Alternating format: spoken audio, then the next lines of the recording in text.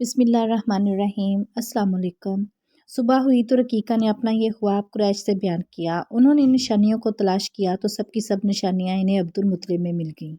चुनांचे इन सब के पास जमा हुए हर ख़ानदान से एक आदमी आया। इन सब ने शराइत पूरी की। इसके बाद सब अबू कैस पहाड़ पर चढ़ गए। इनमें नबी करीम सल्लल्लाहु अलैहि वसल्लम भी थे। आप इस वक्त 9 उम्र थे। फिर अब्दुल मुत्तलिब आगे बढ़े और उन्होंने यूँ दुआ की, ए अल्लाह, ये सब तेरे गुलाम हैं, तेरे गुलामों की औलाद हैं, तेरी बांदियां हैं और तेरी बांदियों की औलाद हैं। हम पर जो बुरा वक्त आ पड़ा है तू देख रहा है। हम मुसलसल कहत साली का शिकार हैं। अब ऊँट, गायें, घोड़े, खच्चर और गधे सब कुछ ख़त्म हो चुके हैं और जानवरों पर बनाई है। इसलिए हमारी ये खुश्क साली ख़त्म फरमा दे, हमें ज़िंदगी और सरसब्जी और शादाबी अता फरमा दे। अभी ये दुआ मांग ही रहे थे कि बारिश शुरू हो गई, वादियाँ पानी से भर गई। लेकिन इस बारिश में एक बहुत अजीब बात हुई और वो अजीब बात ये थी कि कुरैश को ये सराबी ज़रूर हासिल हुई, मगर ये बारिश कबीला कैस और कबीला मज़र की करीबी बस्तियों में बिल्कुल ना हुई। अब लोग बहुत हैरान हुए कि ये क्या बात हुई। एक कबीले पर बारिश और आसपास के सब कबीले बारिश से महरूम। तमाम कबीलों के सरदार जमा हुए। इस सिलसिले में बातचीत शुरू हुई। एक सरदार ने कहा, हम ज़बरदस्त कहत और खुश्क साली का शिकार हैं, जबकि कुरैश को अल्लाह ताला ने बारिश अता की और ये अब्दुल मुत्तलिब की वजह से हुआ है। इसलिए हम सब इनके पास चलते हैं। अगर वो हमारे लिए दुआ करें तो शायद अल्लाह हमें भी बारिश दे दे। ये मशवरा सबको पसंद आया। चुनांचे ये लोग मक्का मुअज़्ज़मा में आए और अब्दुल मुत्तलिब से मिले। इन्हें सलाम किया। फिर इनसे कहा, ए अब्दुल मुत्तलिब, हम कई साल से खुश्क साली के शिकार हैं। हमें आपकी बरकत के बारे में मालूम हुआ है, इसलिए मेहरबानी फरमाकर आप हमारे लिए भी दुआ करें, इसलिए कि अल्लाह ने आपकी दुआ से कुरैश को बारिश अता की है। इनकी बात सुनकर अब्दुल मुत्तलिब ने कहा, अच्छी बात है, मैं कल मैदान अरफात में आपके लोगों के लिए भी दुआ करूँगा। दूसरे दिन सुबह सवेरे अब्दुल मुत्तलिब मैदान अरफात की तरफ रवाना हुए। इनके साथ दूसरे लोगों के अलावा इनके बेटे और अल्लाह के रसूल सल्लल्लाहु अलैहि वसल्लम भी थे। अरफात के मैदान में अब्दुल मुत्तलिब के लिए एक कुर्सी बिछाई गई। वो इस पर बैठ गए। नबी करीम सल्लल्लाहु अलैहि वसल्लम को उन्होंने गोद में बिठा लिया। फिर उन्होंने हाथ उठाकर यूँ दुआ की, ए अल्लाह, चमकने वाली बिजली के परवरदिगार और कड़कने वाली गरज के मालिक, पालने वालों के पालने वाले और मुश्किलात को आसान करने वाले, ये कबीला कैस और कबीला मज़र के लोग हैं। ये बहुत परेशान हैं, इनकी कमरें झुक गई हैं। ये तुझसे अपनी लाचारी और बेकसी की फरियाद करते हैं और जानो माल की बर्बादी की शिकायत करते हैं।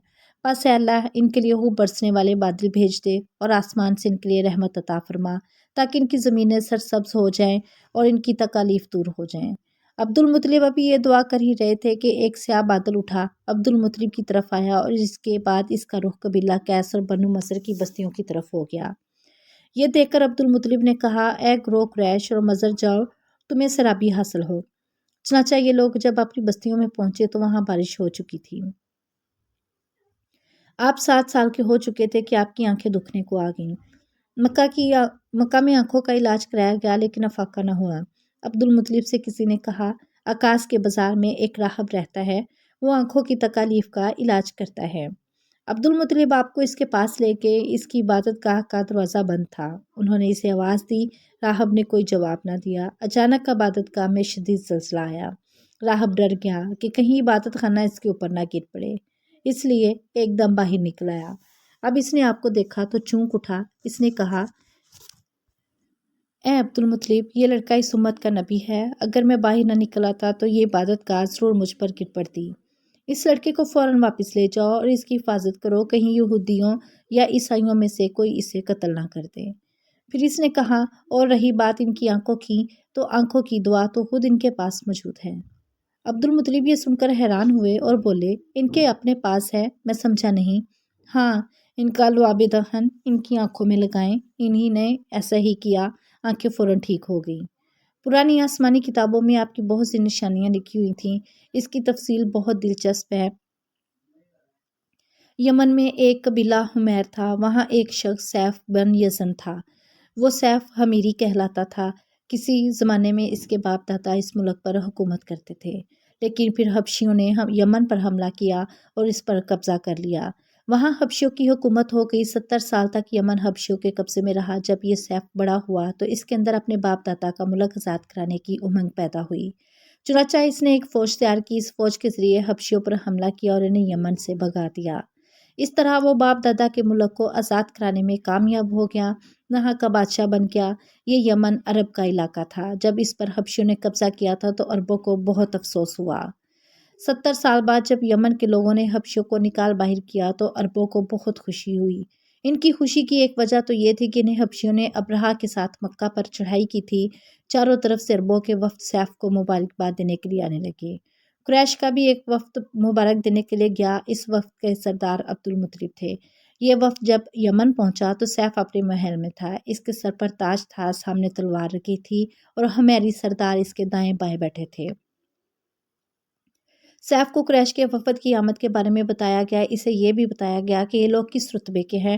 اس نے ان لوگوں کو آنے کی اجازت دے دی۔ یہ وفد دربار میں پہنچا۔ عبد المطلب آگے بڑھ کر اس کے سامنے جا کھڑے ہوئے۔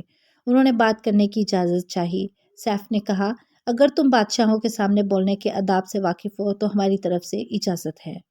تب عبد المطلب نے کہا، اے بادشاہ، ہم کعبہ کے خادم ہیں، اللہ کے گھر کے محافظ ہیں، ہم آپ کو مبارکباد دینے آئے ہیں۔ یمن پر حبشی حکومت ہمارے لیے بھی بوجھ بنی ہوئی تھی۔ آپ کو مبارک ہو، آپ کے اس کارنامے سے آپ کے بزرگوں کو بھی عزت ملے گی اور آنے والی نسلوں کو بھی وقار حاصل ہوگا۔ سیف ان کے الفاظ سن کر بہت خوش ہوا اور بے اختیار بول اٹھا، اے شخص، تم کون ہو؟ کیا نام ہے تمہارا؟ انہوں نے کہا، میرا نام عبد المطلب بن ہاشم ہے۔ سیف نے ہاشم کا نام سن کر کہا، تب تو تم ہماری بہن کے لڑکے ہو۔ عبد المطلب کی والدہ مدینے کے قبیلے خزرج کی تھیں اور خزرج کو قبیلہ دراصل یمن کا تھا۔ اس لیے سیف نے ہاشم کا نام سن کر کہا، تب تو تم ہماری بہن کے لڑکے ہو۔ پھر اس نے کہا، ہم آپ سب کو خوش آمدید کہتے ہیں، آپ کے جذبات کی قدر کرتے ہیں۔ اس کے بعد قریش کے وفد کو سرکاری مہمان خانے میں ٹھہرا دیا گیا۔ ان کی خوب خاطر مدارت کی گئی۔ یہاں تک کہ 1 ماہ گزر گیا۔ 1 ماہ کی مہمان نوازی کے بعد سیف نے انہیں بلایا۔ عبد المطلب کو اپنے پاس بلا کر اس نے کہا، اے عبد المطلب، میں اپنے علم کے پوشیدہ رازوں میں سے ایک راز تمہیں بتا رہا ہوں۔ تمہارے علاوہ کوئی اور ہوتا تو میں ہر کسی نہ بتاتا۔ تم اس راز کو اس وقت تک راز ہی رکھنا جب تک کہ خود اللہ تعالیٰ اس راز کو ظاہر نہ فرما دے۔ ہمارے پاس ایک پوشیدہ کتاب ہے، وہ پوشیدہ رازوں کا ایک خزانہ ہے۔ ہم دوسروں سے اس کو چھپا کر رکھتے ہیں۔ میں نے اس کتاب میں ایک بہت عظیم الشان خبر اور ایک بڑے خطرے کے بارے میں پڑھ لیا ہے اور وہ آپ کے بارے میں ہے۔ عبد المطلب یہ باتیں سن کر حد درجے حیرت زدہ ہوئے اور پکار اٹھے، میں سمجھا نہیں، آپ کہنا کیا چاہتے ہیں؟ سنو عبد المطلب، جب تہامہ کی وادی یعنی مکہ میں ایسا بچہ پیدا ہو جس کے دونوں کندھوں کے درمیان بالوں کا گچھا یعنی مہر نبوت ہو تو اسے امامت اور سرداری حاصل ہوگی اور اس کی وجہ سے تمہیں قیامت تک کے لیے اعزاز ملے گا، عزت ملے گی۔ عبد المطلب نے یہ سن کر کہا، ہے بادشاہ، اللہ کرے آپ کو بھی ایسی خوش بختی میسر آئے۔ آپ کی ہیبت مجھے روک رہی ہے، ورنہ آپ سے پوچھتا کہ اس بچے کا زمانہ کب ہوگا۔ بادشاہ نے جواب میں کہا، یہی اس کا زمانہ ہے، وہ اسی زمانے میں پیدا ہوگا یا پیدا ہو چکا ہے۔ اس کا نام محمد ہوگا، اس کی والدہ کا انتقال ہو جائے گا، اس کے دادا اور چچا اس کی پرورش کریں گے۔ ہم بھی اس کے آرزو مند رہیں کہ وہ بچہ ہمارے ہاں پیدا ہو۔ اللہ تعالیٰ اسے کھلے عام ظاہر فرمائے گا اور اس کے لیے ہم میں سے یعنی مدینے کے قبیلے خزرج میں اس نبی کے مددگار بنائے گا۔ اس لیے کہا کہ خزرج اصل میں یمن کے لوگ تھے۔ ان کے ذریعے اس نبی کے خاندان اور قبیلے والوں کو عزت حاصل ہوگی اور ان کے ذریعے ان کے دشمنوں کو ذلت ملے گی اور ان کے ذریعے وہ تمام لوگوں سے مقابلہ کرے گا اور ان کے ذریعے زمین کے اہم علاقے فتح ہو جائیں گے۔ وہ نبی رحمان کی عبادت کرے گا، شیطان کو دھمکائے گا، آتش کدوں کو ٹھنڈا کرے گا، بتوں کو توڑ ڈالے گا۔ اس کی ہر بات آخری فرمان ہوگی، اس کے احکامات انصاف والے ہوں گے۔ وہ نیک کاموں کو حکم دے گا، خود بھی ان پر عمل کرے گا، برائیوں سے روکے گا، ان کو مٹا ڈالے گا۔ عبد المطلب نے سیف بن یزن کو دعا دی، پھر کہا، باقی پارٹ کل لے کر حاضر ہوں گی۔ ویڈیو کو لائک کریں اور چینل کو سبسکرائب کریں۔ جزاک اللہ۔